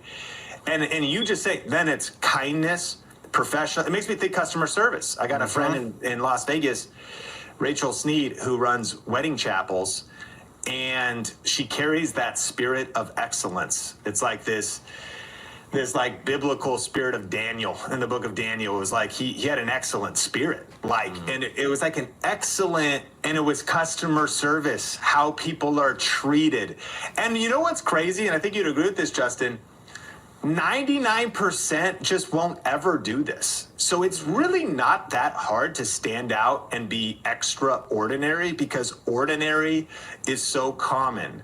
Meaning, like, if I'm retail shopping, chances are I walk in and this girl's she's like smacking her gum and like twisting it in her Bon Qui nails, looking at her phone like, you need anything? Even if she acknowledges me, you know, this is not even a real situation, although Mac on my court tried to make the story funny. But I mean, it's true. Like, I'm just like, but go in, the customer service person doesn't even acknowledge you, or they give you a half-hearted thank you, or, you know, welcome, or you go into a restaurant, it's not clean. You go in, service is bad, and you kind of tolerate it. You're just like, that's kind of just what it is. You're like, I'm probably not going to be acknowledged, appreciated, thanked. Walk around the counter, shake my hand, you know, as you leave. That's rare, you know? So anyways, to me, it's kind of like, can you go a little bit deeper on that? Being nice, being professional, it goes a long way, because also people are on the other side of these brands. 100%, man. And like you said, the bar is super low. And you know what? Anyone listening or watching, I don't fault you for this. You want to know why? Because a lot of us, especially if you have been privileged to, you know, start deriving an income from this, maybe you've never had a quote unquote real job. Maybe you came out of school and you were fortunate enough to, you know, start making money from your, you know, social media stuff. You never understood what it was like in a corporate environment and what's expected, and those kind of things that you might learn at a normal 9 to 5. You're kind of learning this on the fly. So I totally commiserate with you and understand. But that's why it's so important to educate yourself around what it actually takes to be professional. And I actually think this is a blessing. I hope this is an exciting prospect for people, because it means that, you know, it's not just about the numbers. It's not just about the views. It's not just about the subscribers. It's also about your level of customer service when you collaborate with these brands, and it goes a long way. I love this. Well, before we go into a few more strategic questions, it's some of the best stuff, actually, I think, that we're about to hit. You've got a new book, Sponsor Magnet. It also is on pre-order, or maybe it's out by the time you see this episode. And if you go to the website, and we'll make sure that's in the show notes, people can get some other cool stuff like 15 negotiation scripts, which is priceless. And you've got a bunch of other cool things. Give us just a quick overview of the book before we get to a few final questions. Yeah, man. So, you know, I briefly mentioned this, but, you know, my wife and I have been creators for over 15 years. Started our first YouTube channel in 2009. So we've done hundreds and hundreds of deals ourselves, but also I ran this agency for many years.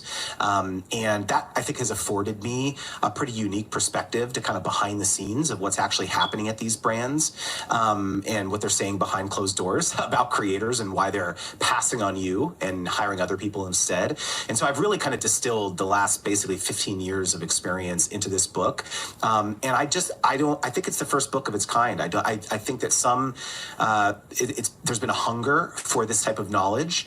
And I'm very, very excited about finally getting it out into the universe, because I really do feel it's going to impact a lot of people's lives and businesses quite profoundly. And so, yeah, it's everything that I know. I basically talk about my 8-step sponsorship wheel methodology, which is basically walking you through the pitch, the negotiation, contracts, the concept, the feedback, the production, the feedback, the publication, and the analysis. So those are the 8 steps, and how important it is to actually have a system to turn sponsorships into a predictable income. So I think it's going to be a pretty exciting thing for a lot of people. We don't rise to the level of our goals. We fall to the level of our systems. Systems are the secret. And it's one thing to do a one-off deal and get lucky. It's a whole other thing to turn this into a systematic business. And the creators who truly last even get liftoff, let alone last, are going to lean into systems. That's a priceless investment. Books are one of the best investment you could ever get. I don't even have an affiliate link or anything. I just want to encourage people to pick up the book. If you use the link in the description, it's best on your website, right? It's going to be on Amazon eventually, or? It is. Yep. It's going to be everywhere at launch, but sponsormagnet.com is the best place. Amazing. So yeah, you can check that out. And if you are a serious creator, it's a no-brainer to invest in resources like this. Obviously, one couple $100 brand deal, $100 brand deal would pay for the investment. And no matter what size of channel you are, thinking about the wisdom you could get there. Now, there's one other framework. We did touch on it earlier, speaking about like usage rights, but it's the DUE rule. Briefly hit this. Yeah. So real quickly, I call it the DO rule. It's deliverables, usage rights, and exclusivity. So the deliverables one is easy, is like when you're negotiating with the brand and they say, oh, we'd love to collaborate, a couple of posts, like it'll be awesome. No, you need to know exactly what you need to do. Is it going to be an integrated video? Is it going to be a dedicated video? How many videos is it going to be? Do you have to do community posts? Are they going to be asking for that? You have to scope the deal properly so you know what level of work is actually going to be required of you. The usage rights we talked about, so that's the U in terms of understanding whether it's just organic usage rights, meaning that they can reshare it on their platforms, or do they want to run paid advertising to it, which is you should be compensated for that, right? And then this last one we actually didn't talk about much, which was exclusivity. Hey, are they saying that you cannot work with any of our competitors for a certain duration?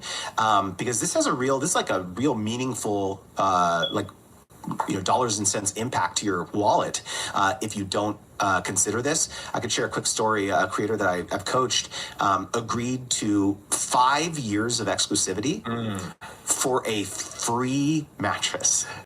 They weren't even paid. They didn't even get paid. They just got a free mattress and didn't realize that that was the deal that they had signed. And so like a year or two after that, they were about to, sign a deal with another, Casper or whatever, another mattress company, and realized looking at the contract.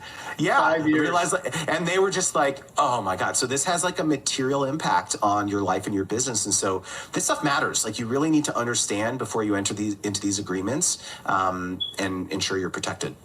Well, it's funny too, because 5 years also could have been fine if it was like $1 million, you know what I mean? Or even six figures, depending on if this channel is small. You go, okay, you just calculate it out. But definitely like reading the fine print, even on a free product, which it must means they signed a contract for the free product. Read your contracts. Now, this is something I've been learning. Of course, AI is not legal advice, but AI is really changing the game when it comes to lawyers. And I hope this encourages people. One, we now consistently are hiring lawyers at Think Media at the size of company we are, whether that's on the employee side or contract side, in brand deals, because it's worth reviewing, especially if the brand deal is large. And most, lawyers could cost $300 an hour or $500 an hour or $1,000 an hour. And if it takes them an hour to review your contract, you're listening to this, you're like, I'm not even in that ball game. What's so crazy, and I saw a big Twitter thread about this, is the legal advice from AI is oftentimes superior than actually a conversation with an attorney.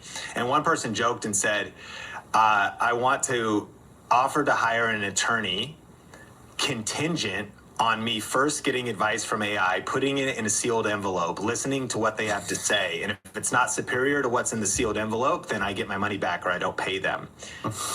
And, kind of a funny thought exercise. I don't know if the attorney would agree to that.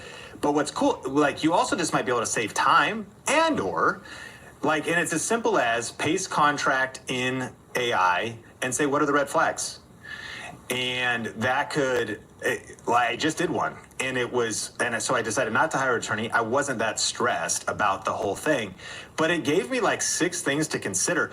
And also, because I'm an impatient person, number one, if I read it, I'm going to start going dyslexic and start getting I don't even know and I don't care. But man, if I've learned, you need to know and care. You're saying it. You don't want to give 5 years of, and so AI could just prompt you and say, do you really want to give 5 years of exclusive rights? You might be like, and then you can ask questions. What does that mean? What does exclusive mean?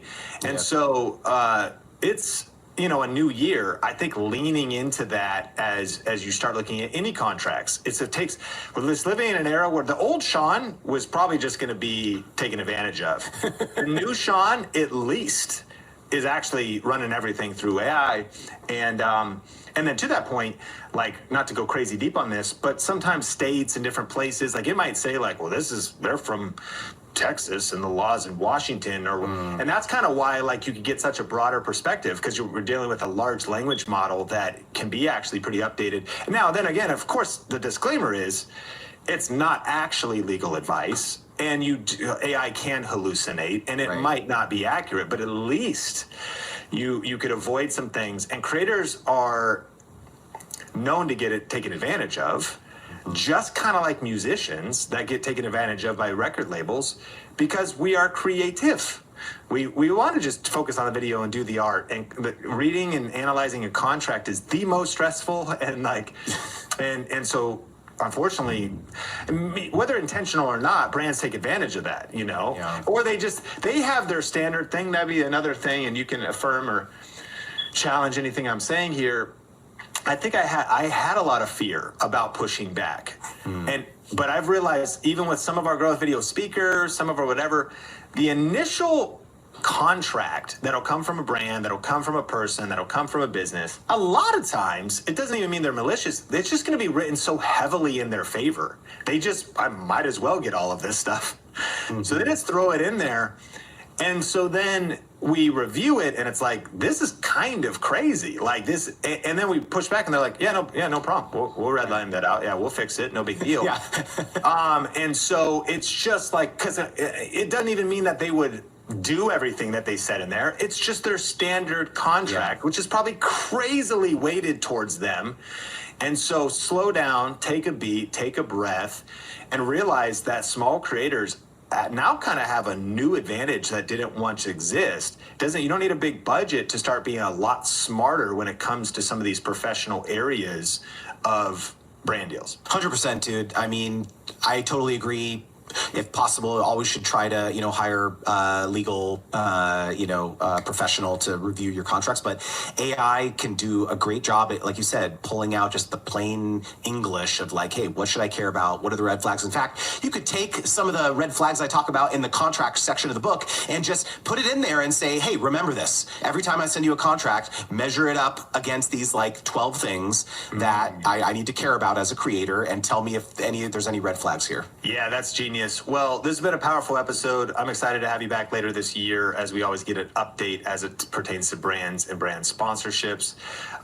You already kind of shouted it out, but lastly, if people want to follow you, get your resources, the book, where can they follow you? Yeah, sponsormagnet.com. That's the best place. I appreciate each and every one of you who help spread the word about the book. Honestly, I feel as though I have a duty to kind of educate the next generation of creators, and there's no way I'm going to be able to do it without word of mouth. And so I think I did the hard part, which was write a damn good book. And so now it's the fun part, which is telling the world about it. Well, that's amazing. And Think Media Podcast, like, rate, review, share the podcast wherever you watch or listen. And my name is Sean Cannell, your guide to building a profitable YouTube channel, and we'll catch you in a future episode. Hey, sweetie, you good? Someone stole my Old Spice antiperspirant. Now I'm smelling like perspirant. I did. For its 24/7 sweat protection. You did this to my bits. Cheez-It made a chip. Baked with 100% real cheese. Cheez-It Snapped. Number one biggest mistake is thinking that it's all about you. It's all about what the brand is trying to accomplish. Brands are being very careful about their marketing spend, but you really have to understand that influencer marketing changes based on the scale of the organization. You have to understand what the brand's goals are when you collaborate with them. If I have a small channel, can I land a deal? He was a YouTuber. He had less than 1,000 subscribers on YouTube. The brand was stoked to work with him. They paid him a bunch of money, and they didn't care at all how many followers he had. And you want to know why?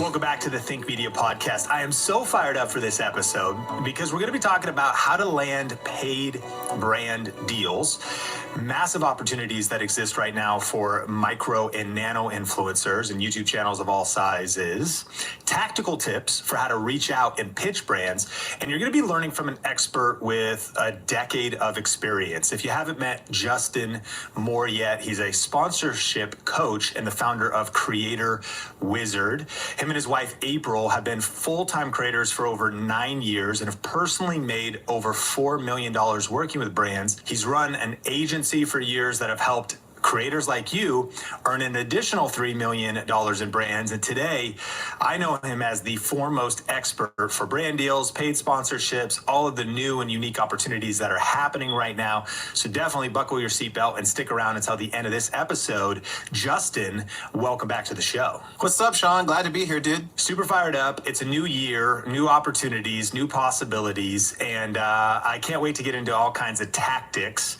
But I want to actually start with a story that you have from, do you have a micro or nano influencer that you've helped land a brand deal? And this is what I looked up. Correct me if I'm wrong. So what is a micro or a nano influencer? I think nano is less than 10,000 subs, 1,000 to 10,000, and micro is less than 100,000, 10,000 to 100,000.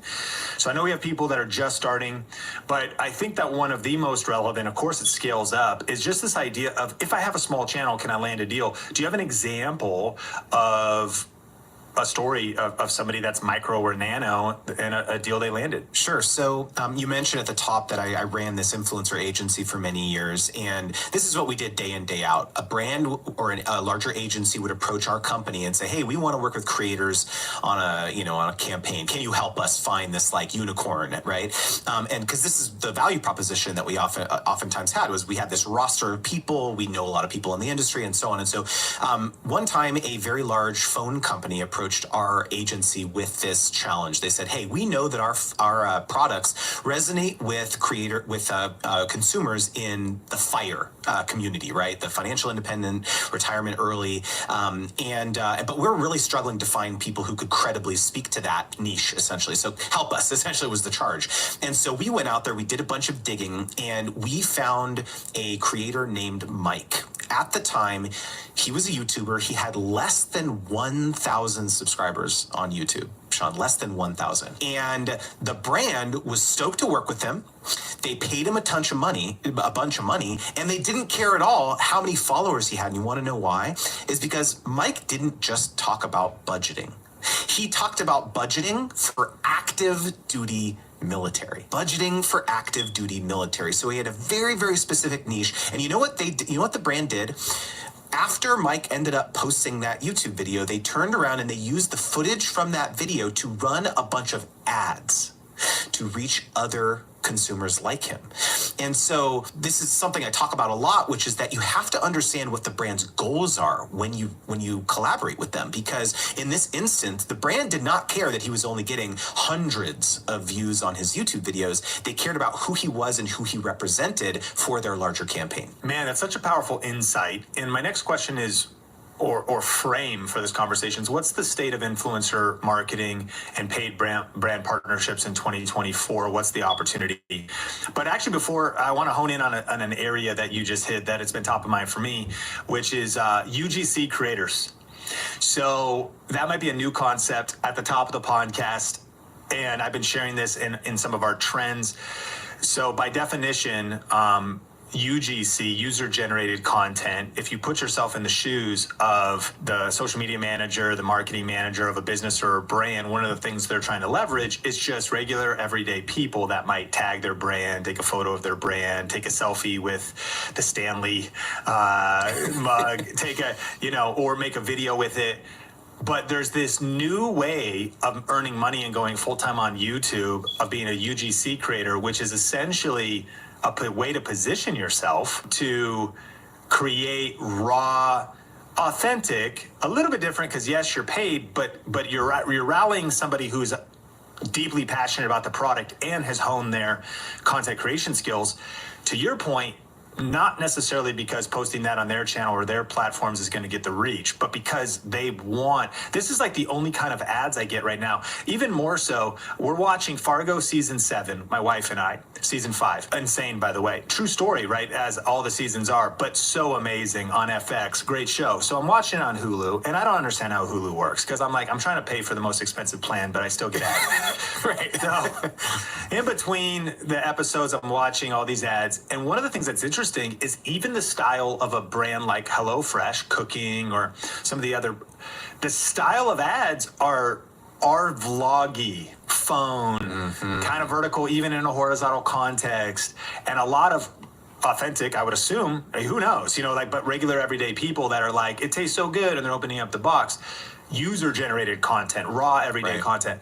Expand on just that before we maybe then widen the frame to the state of the whole influencer marketing industry. But what do you see the opportunity for UGC creators, and what is your understanding of them? Yeah, so it's what's old is new again. I think this was the buzzword du jour 10, 15 years ago. It was everyone, UGC. And in this era, it was actual customers, right? And that's still the UGC term still kind of covers that. But there's these professional, you can professionalize yourself to be okay, no, I'm a UGC creator and this is what I do for a living. I'm really good at making hooks and distilling the key messages into something really punchy. And then I have calls to action at the end. And you're just really good at making good thumb stopping content. And so there's been this resurgence, I think, of creators who have gotten really good at this type of thing. There's this concept that I talk about called the sponsorship continuum, because I have a lot of creators that come to me who are micro creators and nano creators and things like that. And they say, I just really want to get a sponsorship. And I sit them down and I say, look, the types of pitches and the types of brands that you want to collaborate with is going to change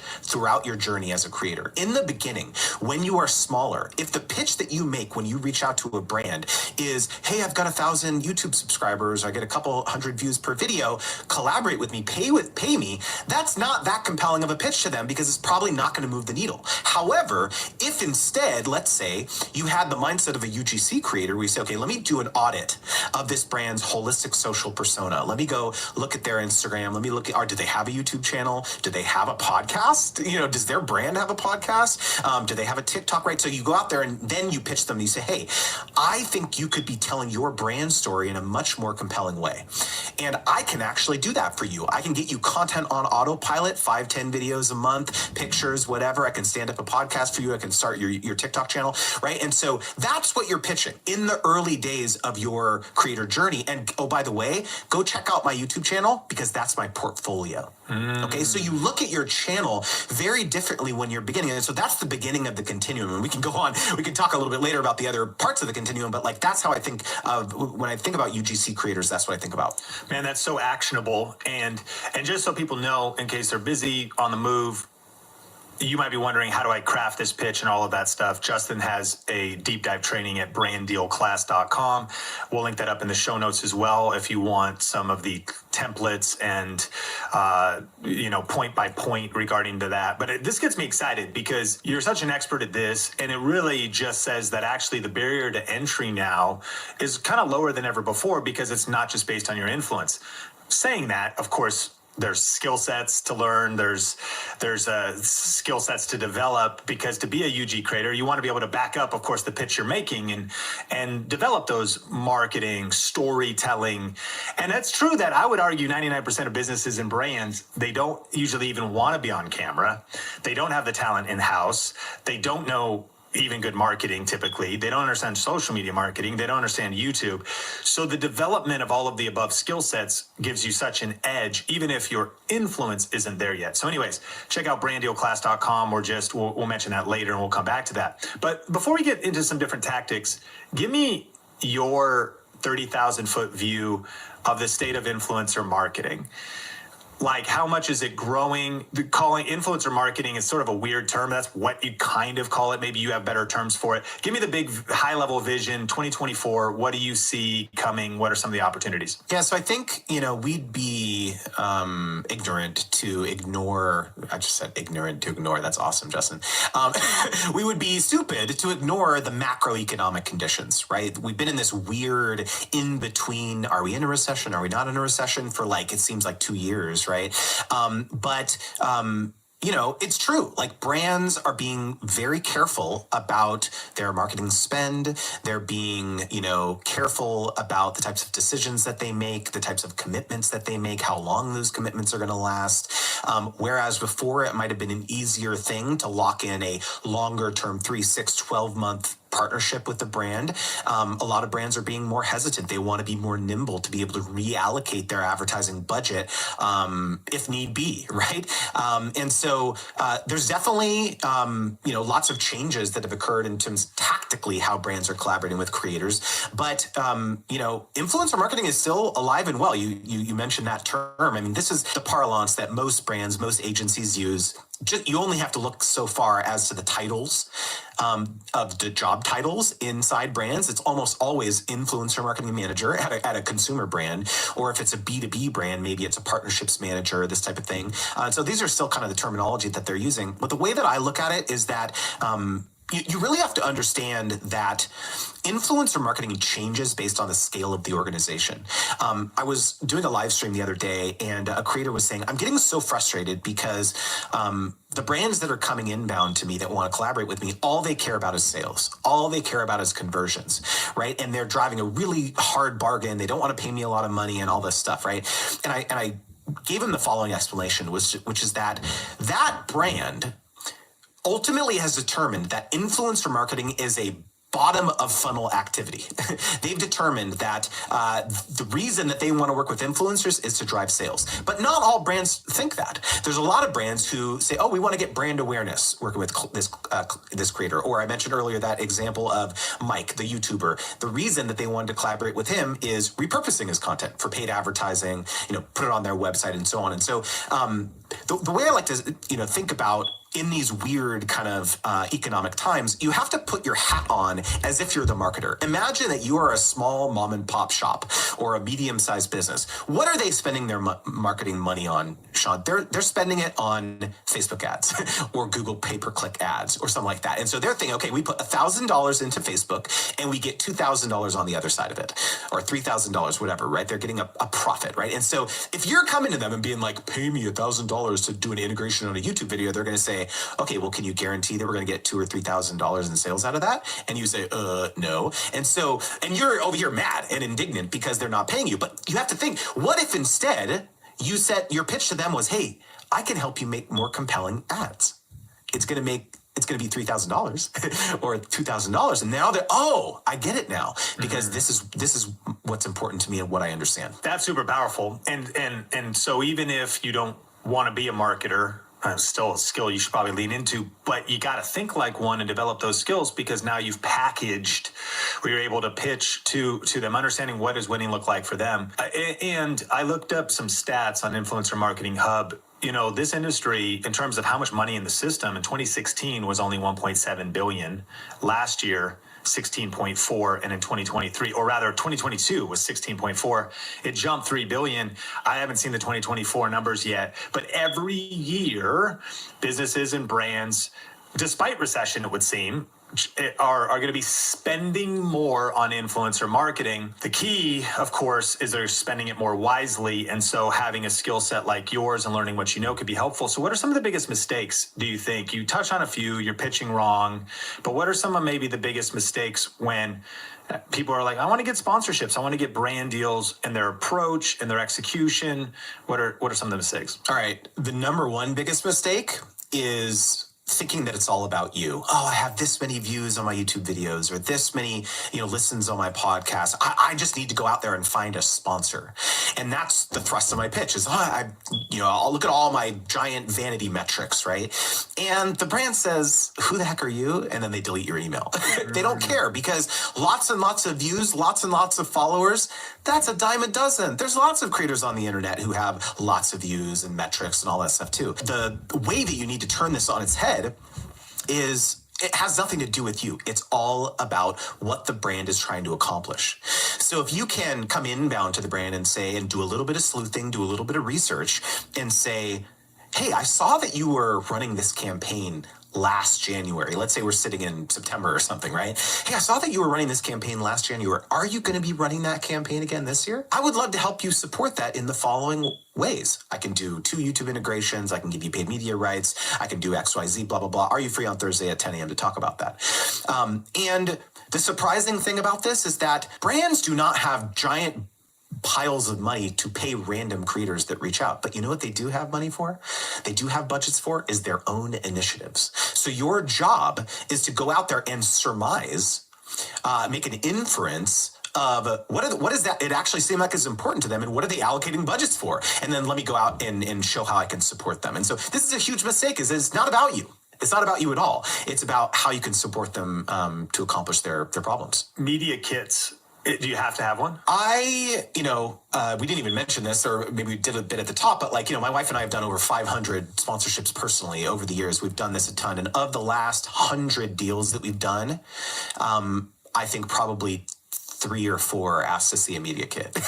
So very, very small percentage. However, I believe that the exercise of putting together a media kit is actually very helpful. So it forces you to think, like, who am I?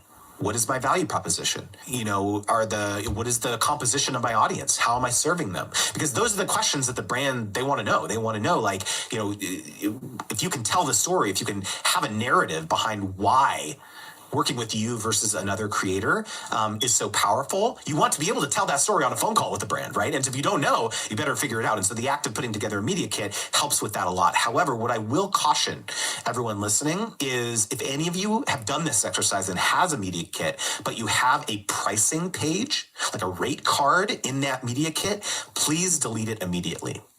Okay, and one other reason, Sean, is that when a brand comes inbound to you and you'd be like, here's my media kit, pick an option, right?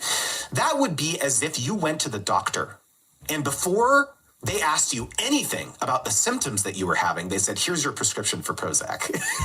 And you said, I didn't tell you what my problems are. This is how brands feel. Hazelnut, meet chocolate. Crispy, meet creamy. Irresistibly bueno.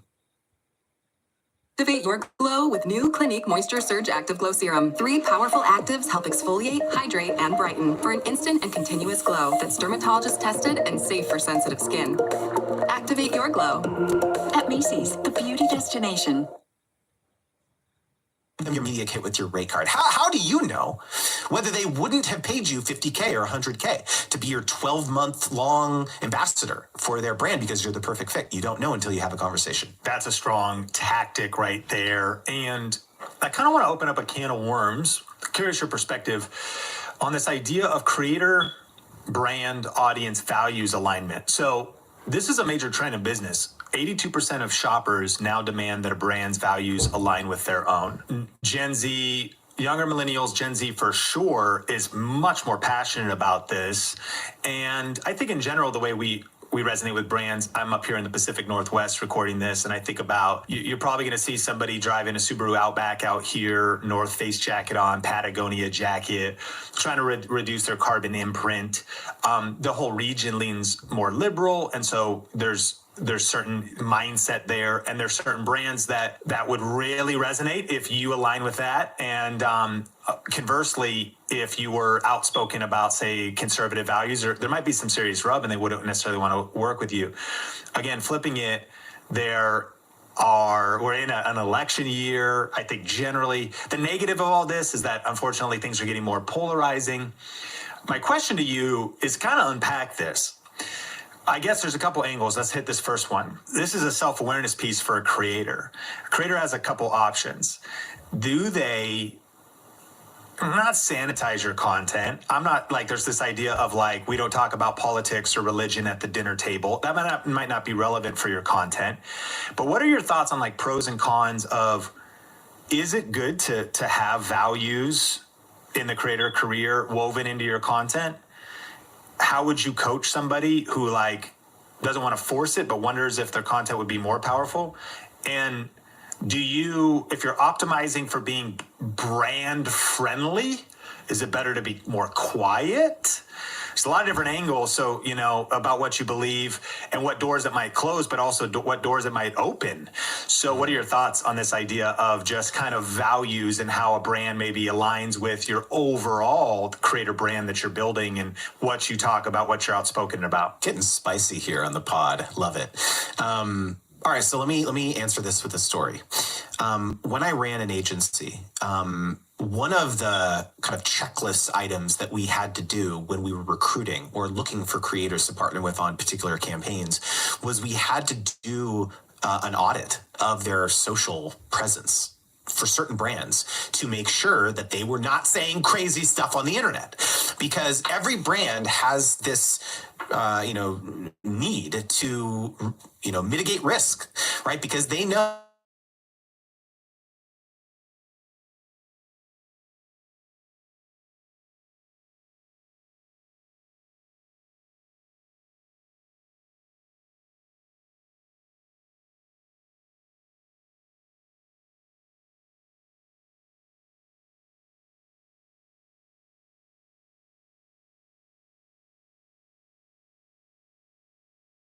association, right? And so